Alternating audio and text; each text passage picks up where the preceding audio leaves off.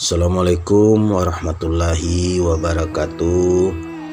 Salam pada saudaraku semua, sahabatku semua dimanapun Anda berada. Sedikit saya berbagi di video pendek ini, yaitu berhati-hatilah dalam beraktivitas, ya. Maksud berhati-hati dalam beraktivitas, dalam apapun tindakan usaha kita, kerja kita, maka segala sesuatu haruslah kita lakukan dengan bermusyawarah atau bermufakat atau pemberitahuan, ya. Janganlah kita melakukan sesuatu tanpa pikir panjang, tanpa memikirkan akibatnya, langsung, atau kata orang sekarang nyelonong aja. Karena begitu, banyak yang telah terjadi di saudara kita karena semangat atau nafsu yang membara di dalam diri tanpa memikirkan akibatnya. Contoh, dalam suatu jemaah ini adalah rumah tangga yang baru, berumah tangga, maka dia akan keluar pergi berdakwah. Maka dia pergi ninggalkan istrinya selama 40 hari.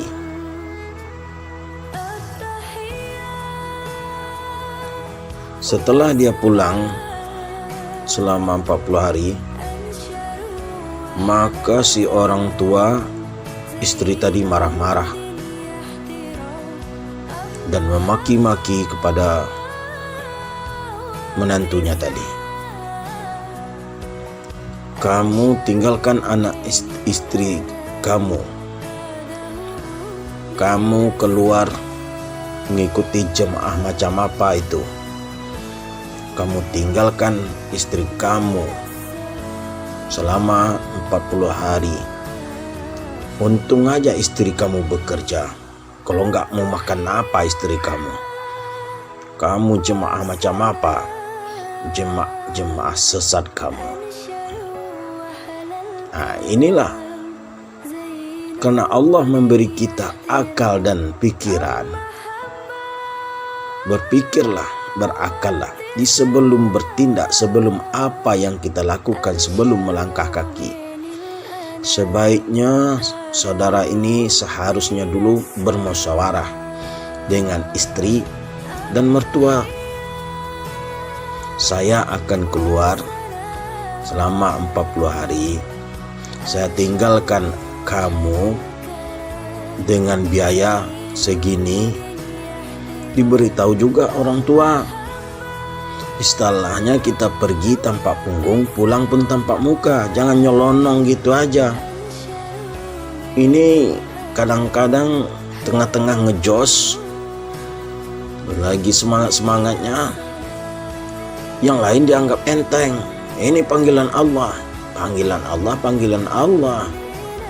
Tapi mikir dulu, jangan terburu nafsu. Nafsu kadang-kadang masuk di situ. Jadi saya beritahu kepada saudara-saudara, berhati-hatilah dalam bertindak. Apapun yang kita lakukan, maka bermusyawarahlah dulu, pikir panjang dulu sebelum kita memulai atau melangkah kaki. Gara-gara sedikit ini bisa menjadi panjang, bisa menjadi lebar. Karena dari mulut ke mulut, orang menilai itu ada jemaah sesat.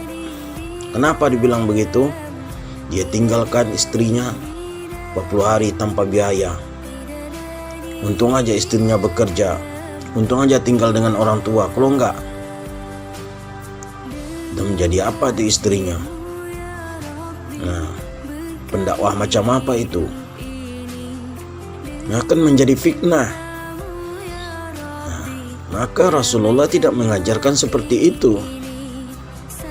Oh, jangan dibilang, oh dia saya pergi gitu, saya tinggalkan dia. Dengan Allah yang menjamin rezekinya, Allah yang memberi rezeki. Memang iya, tapi kan tidak ada tanpa usaha rezeki itu akan langsung datang ke rumah atau turun duit dari atas langit satu karung ke tengah rumah. Nggak ada, harus usaha kan? Semuanya harus melalui usaha. Nah, jadi jangan disamakan kita dengan Nabi. Nabi itu orang yang diamanahkan. Kalau kita ini orang yang mempelajari. Jadi makanya berhati-hati. Orang yang diamanahkan adalah orang yang telah dipilih Allah, telah diamanahkan. Beda dengan kita orang yang mempelajari. Ya. Makanya berhati-hati. Apapun usaha, apapun pekerjaan yang kita lakukan, pikirkan dulu, musyawarah dulu, nah, barulah kita mulai melangkah. Ya, karena perbuatan yang satu salah, bisa yang lain kena imbasnya, bisa yang lain kena batunya juga. Jemaah sesat itu gak benar itu. Kenapa? Karena yang satu berbuat karena apa? Kecerobohan, karena kebodohan tadi. Karena di dalam Al-Quran dibilang oleh Allah, orang yang berilmu itu adalah orang yang berakal dan berpikir, mempunyai akal dan pikiran. Kalau akal dan pikiran tidak digunakan, di mana mau datangnya ilmu? Maka akan menjadi fitnah, akan diketawain orang. Ya. Nah, maka berhati-hatilah dalam setiap tindakan kita. Berhati-hatilah setiap apapun yang kita bicarakan. Karena mulut pun bisa menyelakakan kita. Karena mulut pun bisa membuat kita binasa. Ya. Syukur alhamdulillah. Semoga saudara kita tadi diberi ketabahan iman dan menjadi pelajaran pun bagi kita yang mendengarkan. Karena apapun yang kita perbuat, apapun yang kita lakukan, sangatlah gunakanlah akal dan pikiran, barulah kita melangkah. Bermusyawarah, bertanya dulu, barulah kita bertindak. Ya. Karena apa? Karena setan itu tidak suka kepadamu. Karena apa? Dia akan menyesatkanmu. Contoh aja, kamu udah keluar, udah nyampe setahun, udah keluar ke sana ke sini, disanjung oleh orang, udah hebat dia, udah keluar ke sana ke sini, udah sanjung, inilah ustadz ini, jenggot panjang, surban terlilit di kepala, ya. Hati-hati dengan sanjungan kata-kata tadi. Kenapa? Setan tidak senang. Kita merasa bangga dengan sanjungan, kita merasa bangga dengan pujian. Tapi yang lebih baik itu dipuji, disanjung itu adalah Allah, bukanlah dirinya. Ya, kita pun sekali janganlah tergoda oleh bujuk rayunya setan. Hebat dia itu. Itu setan yang membisikkan di dalam hati kita. Kita keluar ke sana. Yang hebat itu Allah. Nggak ada yang hebat antara kita ini. Semuanya atas izin Allah. Semuanya atas kehendak Allah. Kalau tak ada tanpa gerak Allah, tanpa izin Allah, dia itu tidak bisa apa-apa. Sama dengan kita. Ya. Nah, jadi yang pantas disanjung, yang pantas dipuji, yang pantas kita banggakan itu hanyalah Allah. Kita keluar kemanapun, jangan membanggakan makhluk. Nah, di situ kita melatih banggakan Allah, sanjunglah Allah, ya, pujilah Allah. Nah, situ kita keluar itu. Juga satu lagi, janganlah ada niat kita keluar ke sini pergi berdakwah untuk memperbaiki umat, untuk perbaiki manusia. Kenapa? Kita ini bukan siapa-siapa. Allah yang membolak-balik hati. Hanya kita melakukan pekerjaan aja. Dia keluar, udah keluar, sampaikan. Dengan berniat aku akan menarik kamu keluar, kamu harus bisa. Gak bisa kalau misalnya gitu. Siapa kita? Serahkan semuanya pada Allah. Semua ini atas izinmu ya Allah. Engkaulah yang berbicara, Engkaulah yang membolak-balik hati, Engkaulah yang memberi hidayah. Gitu. Bukan kita tidak bisa apa-apa. La haula wala quwata illa billahi aliyil azim. Ya. Nah, jangan ada untuk memperbaiki orang. Kita keluar adalah untuk memperbaiki diri kita, untuk melatih kita memasukkan kebesaran Allah, mengeluarkan kebesaran makhluk. Jangan ada di dalam diri kita ini untuk menyanjung makhluk, memuji makhluk, membanggakan makhluk.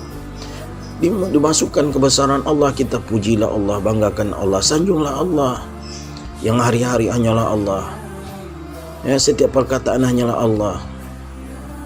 Jadi itu gunanya kita keluar itu, untuk melatih diri kita. Bukan untuk memperbaiki orang lain. Cuma ada cumanya. Cuma karena adanya dia, kita berbicara, kita berdakwah. Karena adanya dia, saudara kita tadi, kita bisa berceramah. Kenapa? Kalau kita nyeloteh sendiri, cumong sendiri, kata orang-orang gila. Ya. Karena adanya dia, nah kita berceramah. Ibarat kita dengan dia itu hanya ibarat melemparkan bola ke dinding. Semakin kuat kita melemparkan bola ke dinding, semakin kuat juga lantunannya sama kita. Imbasnya hanya untuk kita. Nah gitu. Semakin semangat kita berdakwah, semakin semangat kita menyampaikan hak Allah kepada orang lain, imbasnya kepada kita untuk memperbaiki diri kita, bukan perbaiki diri orang. Yang orang lain itu nanti Allah lah yang mengurus dia, yang memberi hidayah. Allah lah yang memberi hidayah, membolak-balik hati dia. Nah, nanti dia juga seperti itu. Jadi kalau kita niat untuk memperbaiki orang, nah itu namanya kita yang berkuasa. Allahnya di mana? Kita hanya menyampaikan. Allah lah segala-galanya, ya. Jadi paham saudaraku. Nah, mudah-mudahan yang sedikit ini bermanfaat, ya. Nah, jadi kita bisa menyadarinya, kita ini tidak bisa apa-apa, ya. Yang berkuasa, yang pantas disanjung, ya. Nah, yang pantas dipuji di kita keluarga, yang hanya dimasukkan hanyalah kebesaran Allah, bukan kebesaran makhluk. Di hari-hari hanya ucapan Allah, Allah lah yang dipuji, Allah lah yang disanjung. Sembahlah Allah, sembahlah Tuhanmu. Itu kan, ini imbasnya kepada kita, bukan kepada dia. Dia itu urusannya dengan Allah, kita hanya menyampaikan hak Allah. Walaupun macam mana kita mendakwah dia sampai busa mulut berbuih, kalau Allah tidak memberi hidayah ya enggak. Tapi kalau Allah memberi hidayah, jangankan sampai berbusa, kita ngomong sekali aja langsung nurut, ya, langsung ikut. Nah, itulah tanda Allah itu melembutkan hatinya. Allah memberi hidayah, langsung nyambung, ya. Nah, itu. Nah, itulah yang bisa saya sampaikan. Alhamdulillah, semoga kita paham, ya. Subhanallah wa bihamdihi, subhanallah wa bihamdika, asyhadu an la ilaha anta, astaghfiruka wa atubu ilaik. Assalamualaikum warahmatullahi wabarakatuh.